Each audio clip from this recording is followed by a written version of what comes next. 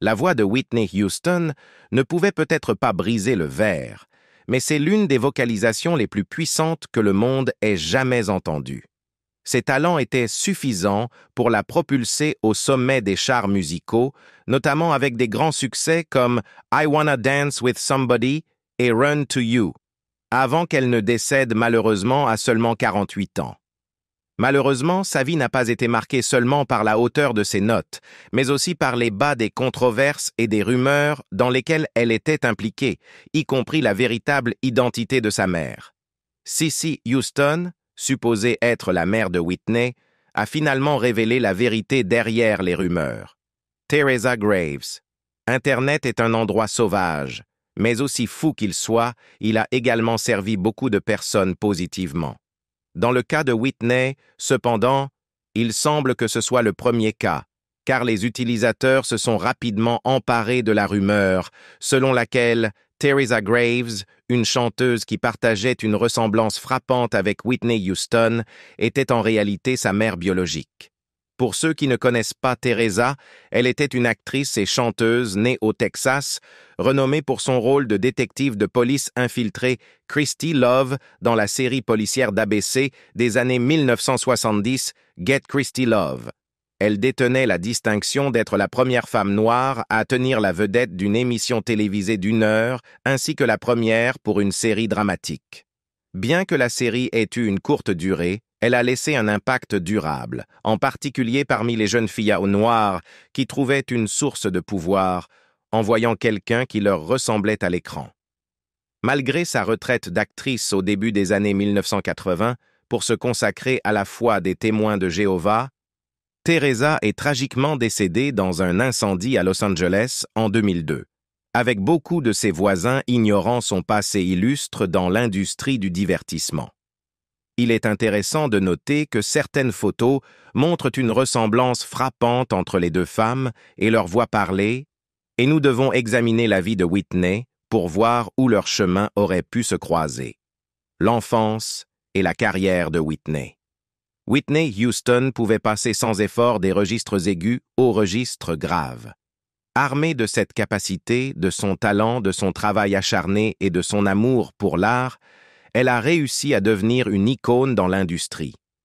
Whitney est née le 9 août 1963 à Newark, dans le New Jersey, de parents issus du milieu musical. Son amour pour la musique a certainement été influencé par sa mère reconnue, Cissy, qui était une chanteuse de gospel primée aux Grammy Awards et qui a prêté son talent en arrière-plan pour des artistes comme Elvis Presley et Aretha Franklin. Les gens ont fait remarquer que ces deux femmes ne se ressemblent pas du tout, mais il n'est pas difficile de voir d'où Whitney tire son talent de chanteuse. En descendant plus loin dans l'arbre généalogique, la cousine de Cissy, Leontine Price, était également une chanteuse merveilleuse. Leontine était une soprano renommée avec une médaille de la liberté et une médaille nationale des arts à son nom. La famille de Whitney possédait sûrement beaucoup de talent, car même Dionne Warwick, une artiste primée 6 fois aux Grammy Awards, qui a vendu plus de 100 millions de disques, était également la cousine de Whitney. Sans surprise, Whitney a développé un intérêt pour la musique dès son plus jeune âge. Elle a commencé comme choriste pour sa mère et allait finalement devenir un joyau de l'industrie. Dès que sa mère a remarqué que sa petite fille pouvait chanter, elle s'est assurée qu'elle rejoigne la chorale de l'église à la New Hope Baptist Church à Newark, où sa mère, Cissy, était ministre de la musique depuis 54 ans. À seulement 11 ans, Whitney chantait des solos devant une congrégation complètement stupéfaite. Il y avait quelque chose chez cette jeune fille qui faisait croire à tout le monde qu'elle deviendrait une star un jour. Mais pour l'instant, cette future star avec une voix de chant merveilleuse s'inscrirait à l'école élémentaire Franklin à East Orange, New Jersey, la région où elle a grandi. Fait intéressant, l'école serait plus tard renommée Whitney E. Houston Academy of Creative and Performing Arts en 1997. Avant que sa carrière de chanteuse ne décolle vraiment, Whitney avait été mannequin dès l'âge de 16 ans. Cela s'est produit après qu'un agent de mannequin l'a repérée alors qu'elle se promenait à New York avec Cissy. Ce fut un moment révolutionnaire pour elle, car très vite, elle allait devenir l'une des premières femmes noires à figurer dans les pages du magazine Seventeen. Grâce à son charme, sa beauté et son travail acharné, elle a également rapidement obtenu des séances photos dans des publications comme Glamour et Cosmopolitan. Mais la passion de Whitney ne résidait pas dans les défilés ou les séances de photos de couverture. Elle voulait que le monde entende sa voix. Consciente de cela, Cissy a commencé à jouer un rôle énorme dans la carrière de Whitney. Elle connaissait très bien l'industrie musicale et ce qu'il fallait pour briller. Donc, d'une certaine manière, elle lui a ouvert les portes. Quand Whitney n'était qu'une adolescente, elle a prêté sa voix en arrière-plan pour Chaka Khan et en 1984, peu de temps après avoir signé avec Arista Records, elle a sorti son premier single, Hold Me. Ce fut le début de sa carrière exceptionnelle, car elle allait sortir plusieurs hits du Billboard, y compris Saving All My Love for You, une chanson de l'album éponyme qui aurait été écrite en pensant à Jermaine Jackson des Jackson 5, Didn't We Almost Have It All et Where Do Broken Hearts Go? Saving All My Love for You a eu tellement de succès dans les charts qu'elle a fini par lui valoir son premier Grammy Award pour la meilleure performance vocale pop féminine en 1986. Avec ses chansons en tête des classements et lui valant plusieurs succès consécutifs au Billboard Hot 100, Whitney a bientôt battu le record détenu par les Beatles et les Bee Gees après que Where Do Broken Hearts Go a atteint la première place du Billboard Hot 100 en avril 1988. Ses talents ne s'arrêtaient pas au chant, car elle avait également une incroyable aptitude à incarner les rôles comme on le lui demandait. Grâce à cela, elle s'est rapidement lancée dans le cinéma, jouant même aux côtés de la légende du cinéma Denzel Washington dans le film de 1996, La femme du pasteur. Cependant, c'est The Bodyguard qui a vraiment propulsé Whitney sous les projecteurs, car il a offert au public une interprétation inoubliable de I Will Always Love You de Dolly Parton. Fait intéressant, la bande originale se vendrait à 45 millions d'exemplaires dans le monde, devenant l'album de bande originale le plus vendu de tous les temps selon Billboard. Très vite, Whitney est devenue une force musicale avec laquelle il fallait compter. Mais les problèmes conjugaux et les démons personnels menaçaient de ternir son image. Mariage et relations. À l'époque, les célébrités étaient constamment critiquées quant à leur fréquentation et, encore plus, quant à leur choix de partenaire. Encore aujourd'hui, c'est une plaie qui a profondément affecté la culture populaire, avec de nombreux fans et supporters de célébrités se sentant en droit de dicter avec qui leurs idoles peuvent ou ne peuvent pas être. L'une des premières rumeurs auxquelles Whitney a dû faire face en tant que star était qu'elle avait une relation avec son amie et ancienne assistante, Robin Crawford. En parlant de cela, Robin a partagé qu'elles s'étaient rencontrées adolescentes en 1980, alors qu'elle travaillait comme monitrice de camp d'été à East Orange, New Jersey. Immédiatement, elles ont formé un lien qui serait indéfectible pendant des décennies. Dans le mémoire de Robin en 2019, A Song for You, My Life with Whitney Houston, elle a affirmé qu'elles avaient commencé une relation dans ce camp d'été où elles auraient passé la nuit ensemble. Elle a poursuivi en partageant que Whitney avait dit qu'elle devait s'abstenir de tout contact physique car cela rendrait leur parcours encore plus difficile. De plus, si les gens le découvraient, ils l'utiliseraient contre elle. Apparemment, c'est même Whitney qui a mis fin à leur relation en 1982. Bien que Whitney n'ait peut-être pas pu se défendre ou même être d'accord avec le livre de Robin en 2019, en 1987, alors âgée de 23 ans, elle a abordé les rumeurs et a déclaré à tout le monde qu'elle n'était pas dérangée par les rumeurs parce qu'elle savait qu'elle n'était pas intéressée intimement par les femmes. Mais elle était sûrement intéressée par le sexe opposé, car avant de rencontrer et d'épouser Bobby Brown en 1989, des rumeurs d'une liaison présumée avec la pop star Michael Jackson ont commencé à circuler. Whitney et Michael ont toujours eu une connexion spéciale car ils se sont liés par leur succès mutuel dans l'industrie musicale. On dit même que leur lien allait au-delà de l'amitié et qu'ils avaient une relation amoureuse cachée. Matt Fides, l'ancien garde du corps de Michael, a partagé ses opinions sur le sujet dans une interview en 2012 où il a allégué que leur romance avait commencé en 1991 et s'était même prolongée au célèbre ranch Neverland de Michael. Cependant, ce fut une brève aventure qui n'a pas duré plus de 2 semaines. Bien que la validité de cela puisse être contestée, ce qui ne peut pas l'être, c'est que Whitney a finalement sauté le pas avec Bobby Brown en 1989. Le duo était tous deux membres du groupe de R&B New Edition, mais ils ne se sont rencontrés qu'en 1989 lors des Soul Train Music Awards, après quoi Whitney a invité Bobby à une fête. Ils sont restés en contact après cela, et quelques mois plus tard, Bobby l'a enfin invité à sortir. Leur relation a été un choc pour beaucoup, car Bobby avait cette image de bad boy que tout le monde connaissait. Whitney, en revanche, semblait être une gentille petite fille de l'église qui n'était pas prête à être entraînée dans ce genre de vie. Leur mariage en 1992 a conduit à la naissance de leur fille, Bobby Christina Brown, en 1993. Malheureusement, leur relation n'était pas le conte de fées d'une romance entre une gentille fille et un mauvais garçon, car leur mariage est devenu entaché par des allégations de dépendance à la drogue et d'infidélité. Finalement, ils ont officiellement divorcé en 2007, mais avant cela, beaucoup de choses auraient eu lieu. Après leur mariage, leur relation ressemblait à une montagne russe sur laquelle personne ne voulait monter.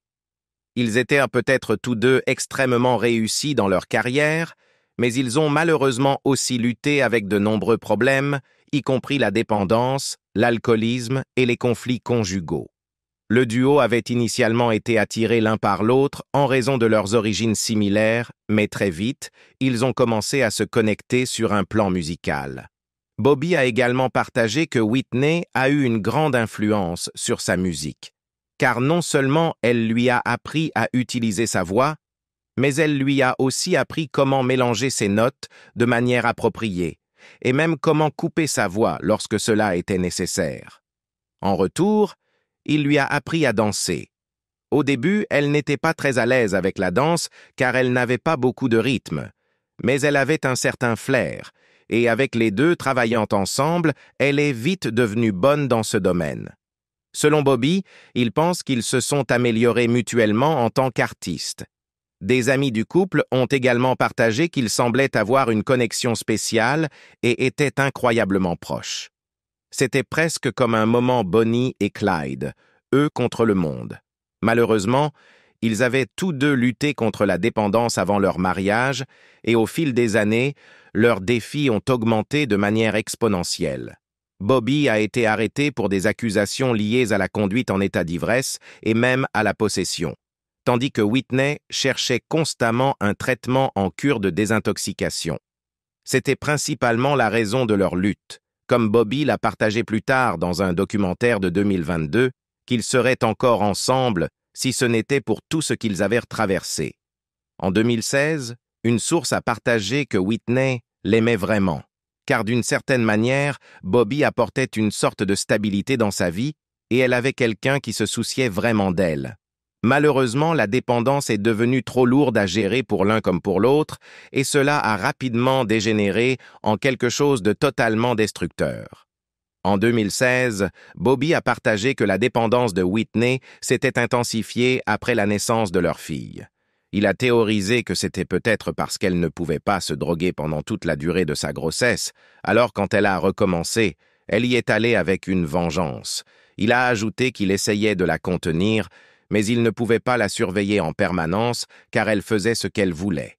Tout ce qu'il essayait de faire, c'était de la tenir éloignée de leur enfant chaque fois qu'elle était dans une de ces crises dues à la drogue. En 2018, Eileen Lavar, la coiffeuse et amie de Whitney, a partagé que leur relation semblait malsaine.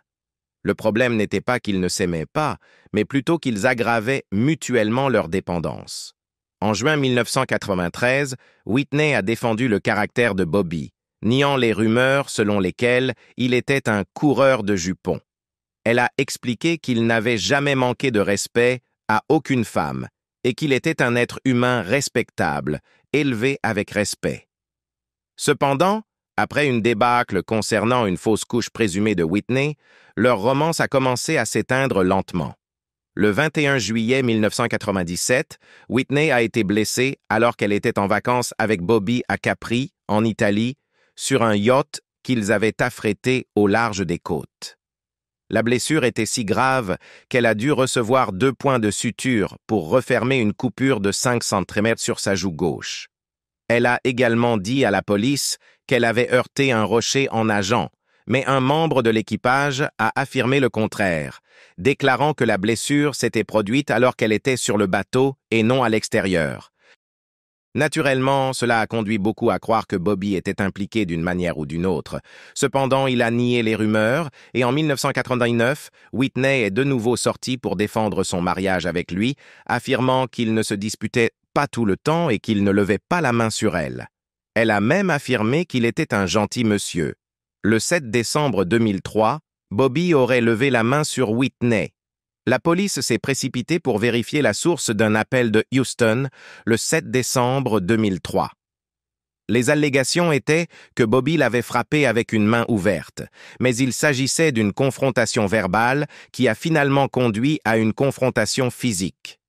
Bobby était introuvable lorsque la police est arrivée, mais il est apparu au tribunal et a été accusé d'un chef de batterie et a été sommé de revenir au tribunal le 7 janvier. Whitney a été aperçue à l'audience, malheureusement avec une ecchymose visible sur la joue. Cependant, elle a partagé avec les journalistes qu'ils étaient toujours ensemble. Bobby a nié l'avoir frappée en 2004, alléguant plutôt qu'elle avait été l'instigatrice et qu'après qu'elle lui ait lancé quelque chose, cela avait un peu dégénéré. Cependant, dans ses mémoires de 2016, il a admis qu'il l'avait finalement frappée. Il a également affirmé qu'elle avait essayé de l'empêcher de se battre avec un dealer, mais qu'il ne l'avait pas écouté et qu'il avait levé la main et l'avait giflé au visage. Il a affirmé qu'il était stupéfait et plein de regrets au moment où cela s'est produit, mais il a été condamné à 60 jours de prison après cela, en mars 2004. Il était clair que le couple ne s'aimait plus, donc lorsque Whitney a demandé le divorce de Bobby, cela n'a surpris personne. La plupart des gens pensaient même que cela aurait dû se produire bien plus tôt. Bien que Bobby ait déclaré qu'il était blessé, mortifié et qu'il ne l'avait pas vu venir, il a ajouté qu'après leur divorce en 2007, Whitney avait tout obtenu. La propriété, leur enfant, les bijoux et les voitures, et qu'il ne lui restait que sa sobriété. Un mois après cela, il a contesté la décision de garde, poursuivant Whitney pour une garde partagée, une pension alimentaire et une pension de conjoint. En janvier 2008, sa motion a été rejetée et en avril de la même année, il a partagé dans son livre « The Truth, the Whole Truth and Nothing But » que son mariage avec Whitney était voué à l'échec dès le début et qu'il s'était marié sous de faux prétextes. Il a réalisé que Whitney avait un agenda différent du sien lorsqu'ils se sont mariés. Alors que son but à lui était d'être aimé et d'avoir des enfants, celui de Whitney était de redorer son image, ce qu'elle a fait avec lui. Bataille juridique. Imaginez vous retrouver dans une bataille juridique avec votre père. Cela a dû être absolument dévastateur pour Whitney, surtout que son père avait joué un rôle si important dans le succès de sa carrière. Cependant, la guerre juridique de 100 millions de dollars en 2002 était inévitable. Whitney s'est retrouvé impliqué dans cette bataille avec John Huston Entertainment, une entreprise détenue par son père, John Huston. La poursuite prétendait qu'elle avait refusé de les payer pour leur gestion juridique, y compris leur représentation. Elle était dans une situation difficile jusqu'à ce que l'entreprise intervienne pour offrir de l'aide.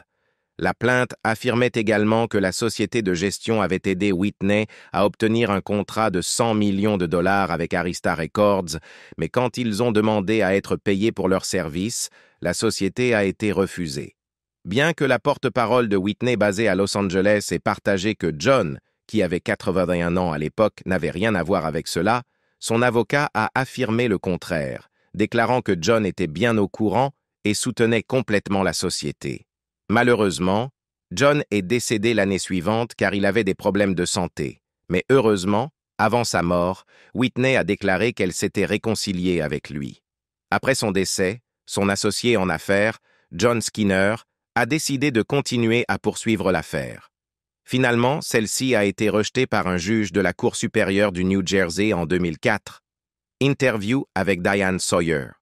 En décembre 2002, lors d'une interview avec Diane Sawyer, l'image publique de Whitney Houston a subi un changement radical. À ce moment-là, les inquiétudes concernant son bien-être s'étaient accrues en raison de son apparence visiblement plus mince et des rapports de comportement erratiques, poussant les fans à s'interroger sur sa santé. Whitney, faisant la promotion de son album Just Whitney, a fait un aveu franc sur ses excès passés en matière d'alcool et de substances. Cependant, lorsqu'on l'a confrontée à des rumeurs sur l'usage de substances plus sinistres, elle a rétorqué de manière célèbre « Le crack, c'est bon marché. Je gagne trop d'argent pour fumer du crack. Soyons clairs, d'accord? On ne fait pas de crack. Le crack, c'est de la merde. » Cette phrase, devenue emblématique, a profondément résonné, servant de confirmation officieuse des rumeurs troublantes entourant son usage de substances. Au cours des interviews et apparitions publiques suivantes, Whitney a affronté ses démons personnels avec une honnêteté brute. Lors d'une interview télévisée en 2002, elle a révélé son histoire d'usage de substances, y compris l'alcool et les médicaments sur ordonnance. En 2009, lors de la sortie de son album I Look to You, elle s'est ouverte à Oprah Winfrey sur son usage conjoint avec son ancien mari Bobby, reconnaissant leur préférence pour une combinaison puissante de substances. Elle a raconté des incidents troublants de comportements alimentés par les substances, y compris les tendances destructrices de Bobby et l'intervention menée par sa mère, Cissy, déterminée à sauver sa fille des griffes de l'addiction. Le parcours tumultueux de Whitney contrastait fortement avec ses débuts dans l'industrie musicale. Élevée dans une famille de musiciens, avec des parents célèbres tels que Dionne Warwick et Aretha Franklin, son talent a émergé à un jeune âge. Du chant dans des chœurs gospel à la signature d'un contrat de disque avec Clive Davis au début des années 1980, son ascension vers la célébrité a été fulgurante. Son premier album, sorti en 1985, l'a propulsé à la renommée internationale, produisant des hits en tête des charts et la consacrant comme une voix prééminente de la musique contemporaine. Perdre sa voix. Vers la fin de sa vie, la nouvelle s'est répandue que Whitney avait perdu sa voix. Ce fut une nouvelle choquante pour tout le monde à travers le globe, mais c'était vrai. La puissante voix de Whitney ne pouvait plus tenir une seule note dans son registre inférieur lorsque Stevie Wonder l'a mise en contact avec le coach vocal Gary Katona. Stevie a partagé que sa voix parlée et chantée était complètement rauque et différente de la Whitney que nous connaissions et aimions tous. Selon lui, à son meilleur, elle avait une gamme de 3 octaves et demie. Pendant l'entraînement avec Gary, elle parvenait à atteindre des hauteurs vocales incroyables, mais malheureusement, elle ne pouvait pas les maintenir. Gary a tristement partagé que cela ressemblait presque à des démons en elle, comme si elle avait plusieurs personnes en elle et que c'était seulement une question de savoir laquelle apparaîtrait et quand. Comme de nombreuses personnes affiliées à Whitney l'ont attesté, elle ne laissait jamais personne lui dire quoi faire, mais quand il s'agissait de chanter avec Gary, elle était douce et prête à faire des changements. Lorsque Gary a été interrogé sur ce qu'il croyait avoir endommagé la belle voix de Whitney et si c'était psychologique ou physique, il a répondu que c'était purement physique, car ses mécanismes vocaux étaient endommagés en raison de l'usage possible à long terme de substances. Nos mécanismes vocaux sont constitués uniquement de tissus cutanés et de muscles, et cela ne supporte pas bien lorsqu'il est abusé par la fumée et d'autres substances également nocives. Cependant, dans le cas de Whitney, Gary se demandait si le préjudice psychologique causé par les infidélités en série de son père et les conflits de Whitney avec sa sexualité avaient quelque chose à voir avec ce nouveau développement.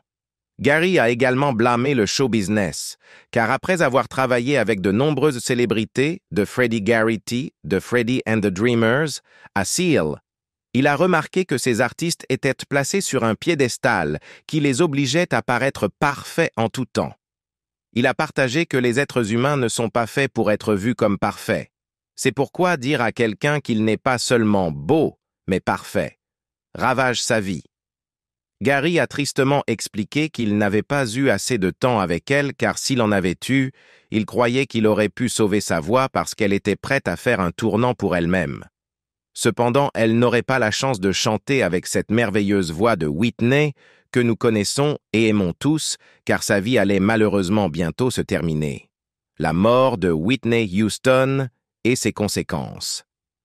À 48 ans, Whitney avait amassé une vie entière de récompenses et de distinctions pour son incroyable talent et son dévouement à l'industrie. Tout comme la mort de Michael Jackson avait choqué le monde quelques années auparavant, celle de Whitney allait suivre le même chemin. Le 11 février 2012, elle a été découverte dans une baignoire remplie d'eau par son garde du corps à l'hôtel Beverly Hilton en Californie. C'était à quelques heures seulement de sa participation à un événement pré-Grammy Awards à Los Angeles. Son garde du corps était venu vérifier son état, mais après avoir fouillé toute la chambre, il ouvrit la salle de bain et la trouva inconsciente. Les conclusions du bureau du médecin légiste du comté de Los Angeles ont révélé une cause de décès multifactorielle pour Whitney, attribuant la noyade, les maladies cardiaques et l'usage de substances à cet événement tragique. En essence, son décès a été causé par plusieurs circonstances complexes, notamment la découverte de divers flacons de médicaments sur ordonnance dans sa chambre d'hôtel au moment de sa mort, ajoutait une autre dimension au récit, suggérant les complexités potentielles de sa santé et de son mode de vie. La disparition prématurée de Whitney s'est produite à la veille des Grammy Awards, jetant une ombre sur l'événement le plus célébré de l'industrie musicale. Le timing, quelques heures seulement avant sa participation prévue à la prestigieuse fête pré-Grammy organisée par le célèbre producteur de disques Clive Davis, montrait l'imprévisibilité de son décès. Davis, instrumental dans la carrière de Whitney depuis leur rencontre fortuite dans une boîte de nuit au début des années 1980, se trouvait confronté à la perte de la talentueuse artiste qu'il avait nourrie et guidée à travers des décennies de triomphes musicaux et de luttes personnelles. Les échos de la vie personnelle tumultueuse de Whitney résonnaient à travers les années précédant sa mort. Après un mariage de 14 ans très médiatisé et tumultueux avec le chanteur Bobby Brown, Whitney entama un retour très attendu en 2009, marquant un chapitre plein d'espoir dans sa carrière légendaire. Cependant, son parcours fut tragiquement écourté, laissant non seulement un héritage de brillance musicale, mais aussi une fille, Bobbi Kristina Brown, pour affronter les complexités du deuil et de la perte. Les parallèles troublants entre le destin de Whitney et celui de sa fille, Bobbi Kristina Brown, ont davantage exacerbé le chagrin de la famille. La mort étrangement similaire de Bobbi Kristina en 2015, après une période d'inconscience et une hospitalisation, reflétait la trajectoire tragique des derniers jours de sa mère. La perte dévastatrice de la mère et de la fille en peu de temps a laissé un vide dans le cœur des fans et des proches, incitant à réfléchir sur l'impact générationnel de l'addiction et de la célébrité. Il est intéressant de noter que la résurgence de la musique de Whitney, des décennies après son apogée, ajoutait une touche douce amère à son héritage posthume. Le remix de sa reprise de Higher Love de Steve Winwood par la star norvégienne de l'EDM Kygo a insufflé une nouvelle vie à ses voix intemporelles, la propulsant de nouveau sur les charts et dans le cœur d'une nouvelle génération d'auditeurs. Cette renaissance inattendue servait de rappel de l'influence durable de Whitney et de l'attrait intemporel de son art. Les mémoires de Cissy Houston. Remembering Whitney, My Story of Love, Loss and the Night the Music Stopped offre un aperçu brut et non filtré des luttes intimes et des triomphes de la vie de sa fille. À travers son récit, Cissy cherche à dissiper les mythes et les idées fausses entourant l'héritage de Whitney, peignant un portrait nuancé d'une figure complexe et profondément aimée. Ses réflexions sur la relation de Whitney avec Bobby et Robin, ainsi que sur ses combats contre l'addiction, fournissent une fenêtre sur les complexités de la célébrité, de la famille et même des démons personnels. Le récit de la vie de Whitney est également entrelacé avec le zeitgeist culturel plus large, abordant des thèmes tels que l'identité, la sexualité et les attentes sociétales.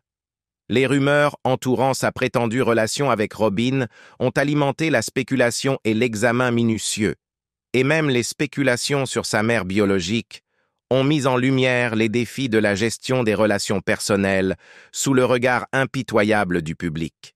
Par ailleurs, les difficultés de Whitney avec ses capacités vocales lors de sa dernière tournée rappellent la fragilité du talent artistique et le coût des horaires de performance incessants.